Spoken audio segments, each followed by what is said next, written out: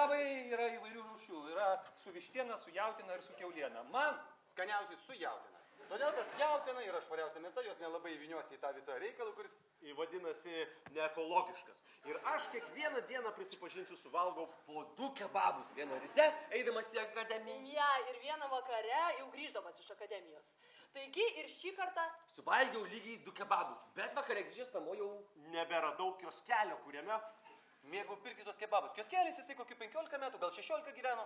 O paskui jisai kažkur dingo, pasirodo turką, kažkur išvežė. Toliau. Į kitą kvartalą, ta prasme į kitą rajoną. Kadangi viskas taip susiklosti, aš labai nusiminiau ir Tutojau valgyti kebabus, pradėjau valgyti sušį.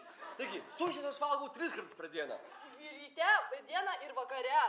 Bet štai vieną dieną pas mane atvyko tas pats turkas, kuris darė tą bizniuką. Sako, klausyk, man čia nesiseka šitam rajone, man reikia... Tu padėjau, kad tu padėtų man pardavinėti kebabus. Ir tada jisai mane pakviečia į savo larioką. Larioką ir sako, klausyk, va yra jautina, bet jos... Jos yra pašvinkusios. Man... Net akis taip piestų pasistos, o kaip gali būti Jinkus jautina, sako, taip ir yra. Jautina yra pašvinkusi. Oi, siaubas, siaubas, aš jam sakau.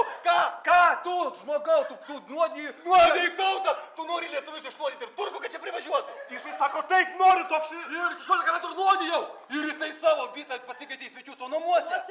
Pilna arabų prisikvietęs. Ir kinų daro sušį, kiną įsivaizduoja. Pasirodo tas pats sušį, kur aš valgiau. Valgiau tik tai, kad irgi užnuot. Viešpatie, kaip bloga man. Ką daryt? Sakau, rėkiu aš ant jos, aš jiem paėmiau.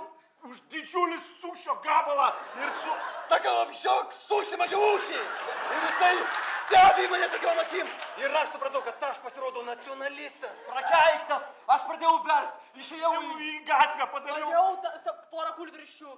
Sakau, atleiskit man. Man aš nacionalistas.